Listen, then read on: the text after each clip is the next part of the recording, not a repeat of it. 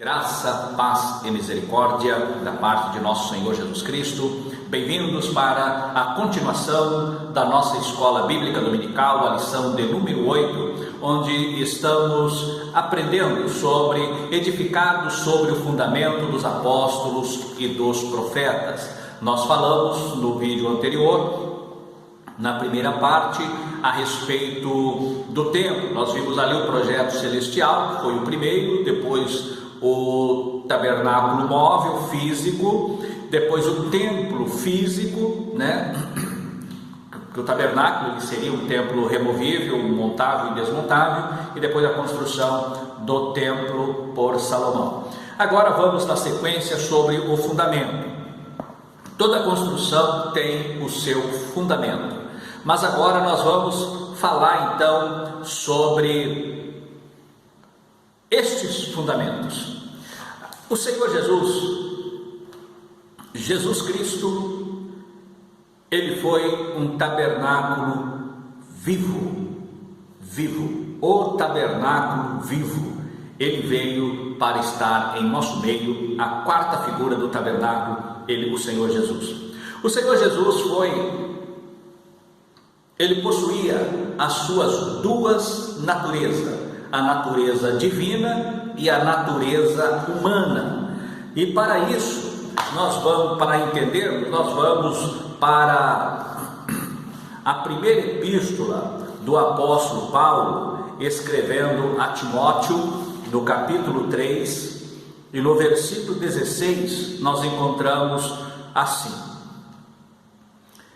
e sem dúvida alguma, grande é o mistério da piedade. Deus se manifestou em carne, foi justificado no Espírito, visto dos anjos, pregado aos gentios, crido no mundo, recebido acima na glória. Aqui é um texto bastante profundo. Nós encontramos aqui 6 divisões nesse versículo, e não dá até porque, pelo espaço, para discorrermos e adentrarmos e descermos aqui em cada uma desses 6 degraus que aponta esse versículo do capítulo 3 e 16. Mas quero ainda, para fazer uma menção como base da nossa argumentação, eu quero ler com os irmãos no Evangelho segundo escreveu João, no capítulo 1, que diz, nós já fizemos a menção na última lição, estaremos agora novamente reportando esse texto, que diz: no princípio era o verbo estava com Deus, e o verbo era Deus. Ele estava no princípio com Deus, todas as coisas foram feitas por ele, e sem ele nada do que foi feito se fez. Agora o versículo 10 do mesmo capítulo 1 de João diz: estava no mundo, e o mundo foi feito por ele, e o mundo não o conheceu. Veio para o que era seu, e os seus não o receberam. Mas a todos quantos o receberam, deu-lhes o poder de serem feitos filhos de Deus, aos que creem no seu nome. Aqui nós vemos o Senhor Jesus como o templo vivo, o tabernáculo vivo, o Deus em espírito habitando no Deus encarnado. O Senhor Jesus, quando ele se apresenta, que ele passa pelas águas do batismo, lá no Jordão, nas águas do Rio Jordão, que foi João Batista o batiza, e João Batista vê que o Espírito Santo, em forma corpórea de uma pomba, pousar sobre o Senhor Jesus Cristo, e o céu se abriu e disse: este é o meu Filho amado, em quem me comprazo, ou que tenho me comprazido, ou em quem eu me alegro. Aqui está o tabernáculo vivo, Jesus Cristo, tabernáculo vivo que desceu dos céus. E o Senhor Jesus, ao trazer a sua palavra, o Evangelho, ele nos mostra que a presença das suas duas naturezas, uma realidade que ele viveu e passou a nós, como para que nós recebêssemos esse fundamento. E que fundamento foi esse? Ele colocou quem foi Cristo. Cristo, ele é a pedra angular. Nós encontramos na Bíblia Sagrada, em Isaías, capítulo 28, e o versículo 16, versículo 6, dizendo que ele, a pedra que os edificadores rejeitaram, esta foi posta por cabeça de esquina. E lá, quando Pedro prega a palavra em Atos dos Apóstolos, ele fala que Jesus era esta pedra que fora colocado em Sião e que os edificadores rejeitaram então esta pedra. Ao falarmos sobre pedra, antigamente, nas construções antigas, usava-se a expressão pedra angular ou pedra de esquina. Esta pedra era a chamada pedra principal, era como se era posta formando um ângulo reto. Formava-se um ângulo reto, onde sobre esta pedra se levantava, se erigia então a construção, a parede que deveria ser levantada sobre esta pedra. Então ela hoje, nas construções modernas, é o alicerce de cada construção. Então o Senhor veio para ser esta pedra angular, ou seja, a rocha sobre a qual a sua igreja deveria ser construída. E lá na antiga aliança, nós vemos que Yahvé, o Deus eterno, ele se apresentava para Israel como a rocha eterna, a rocha da salvação. E esse texto nós podemos fazer aqui uma menção que nós a encontramos lá em Deuteronômio, no capítulo 32 e no versículo 4. Nós vamos encontrar a seguinte expressão: ele é a rocha cuja obra é perfeita, porque todos os seus caminhos justos são. Deus é verdade, não há nele injustiça, porque ele é justo e reto é. Então, o Senhor é justo, ele é reto, ele é fiel, e ele é a rocha eterna, a rocha onde a edificação espiritual da nossa fé deve estar firmada. Lá no Antigo Testamento, ele fala isso para todo o Israel. Agora, já na bênção que fora dada por Jacó aos seus filhos, no capítulo 49, nós encontramos ele fazendo uma menção, quando ele lança a bênção então sobre o primogênito seu, que foi José.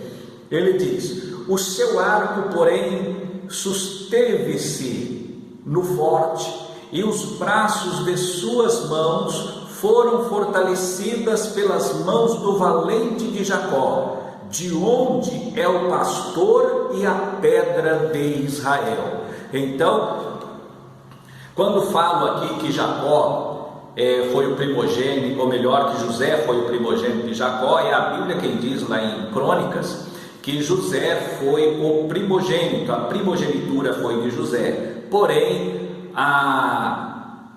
o Messias, a bênção messiânica veio para Judá. Assim Deus honra as duas mulheres de Jacó, onde Lia, ela recebe então dos seus filhos, que acabou por herdar a primogenitura. Rubem perde a primogenitura por uma questão de incesto. Levi e Simeão perde esse direito pela traição, e então vem Judá, que foi o quarto, ele herda então a primogenitura, no caso de Leia, para receber por ele a bênção messiânica. Agora, o primeiro filho que ele tem com Raquel, esta foi a bênção que ele deu, a bênção da primogenitura, então ela foi para José. Nós encontramos isso no livro das Crônicas.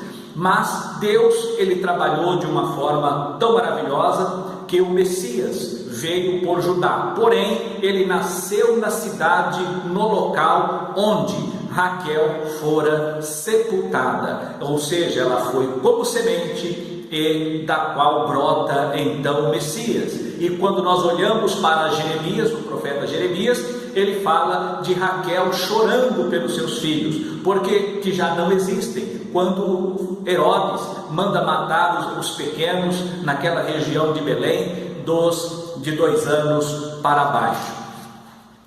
A Bíblia é maravilhosa, simplesmente maravilhosa. E nós, indo nessa sequência dos fundamentos, nós vemos que Deus é o fundamento. Lá em Mateus, quando o Senhor faz aquele questionamento aos seus discípulos, o que dizem os homens ser o Filho do Homem? Ali Pedro ele diz: tu és o Cristo. Ele fala, ou melhor, os homens, um diz que é Jeremias, ou Elias, ou alguém dos profetas. Aí o Senhor devolve a pergunta: e para vocês, o que eu sou? Aí Pedro responde: tu és o Cristo, o Filho do Deus vivo.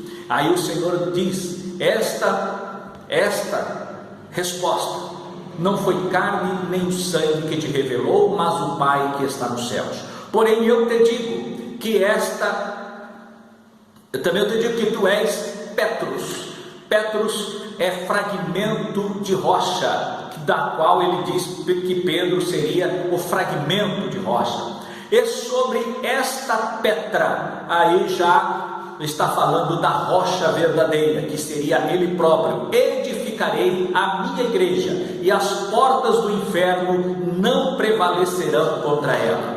E nós encontramos também aqui na nossa lição, no nosso texto, onde o Senhor Jesus, ele fala sobre os edifícios, ele fala sobre o fundamento.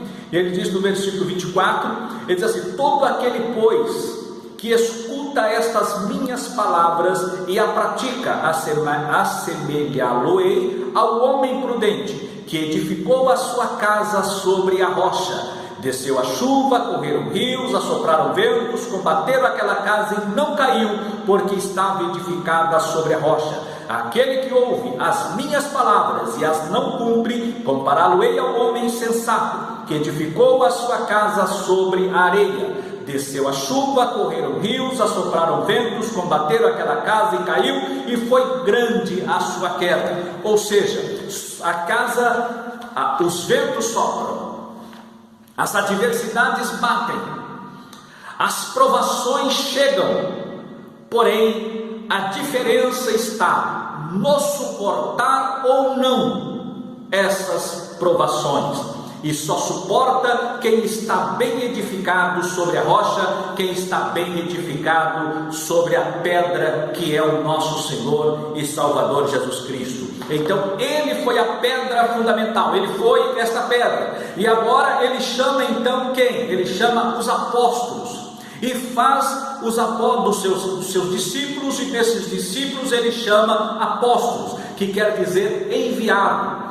E esses apóstolos que também foram os profetas da nova aliança. Então eles receberam de Cristo a mensagem, levaram a mensagem a mensagem do Evangelho a todas as nações, aos judeus principalmente, e depois Pedro abriu a porta para os gentios na casa de Cornélio, levando a salvação também aos gentílicos. Agora o Senhor Jesus, ele chama de uma forma específica a Paulo, para que este fosse o pregador dos gentios, o apóstolo para os gentios. Assim, nós encontramos os fundamentos da igreja do Senhor, o fundamento espiritual. E esse fundamento, no primeiro na antiga aliança, do antigo tempo, tinha um fundamento espiritual, que era Moisés e os profetas. Na passagem daquele homem que ele morre, e ele pede para que volte aqui, para que anuncie, pede para que aquele mendigo molhasse a sua boca, porque ele estava em tormenta, e ele pede para Abraão para que volte, para avisar os seus irmãos, para que não vá para aquele lugar de tormento. Aí Abraão diz: olha, há um grande aviso, de quem está deste lado não passa para aí, nem quem está aí passe para cá. E ele diz: mas se for alguém lá e avisar meus irmãos, ele diz: lá tem Moisés e os profetas, ouçam-nos. Então Moisés e os profetas eram os encarregados de trazer a mensagem, que era o que? Através da lei, através da palavra de Deus, que estava sendo pregada, a base espiritual. Porém, esta base espiritual, Moisés e profeta, para os da antiga aliança e para a igreja, nós temos os apóstolos e os profetas, a doutrina dos apóstolos, e a doutrina é a sua doutrina, que é a base para edificação e estabelecimento da igreja na terra. Que Deus abençoe, e nós vamos continuar esta lição no próximo vídeo, se Deus quiser. Nos acompanhe para a conclusão da nossa lição. Até o próximo vídeo, e Deus abençoe você.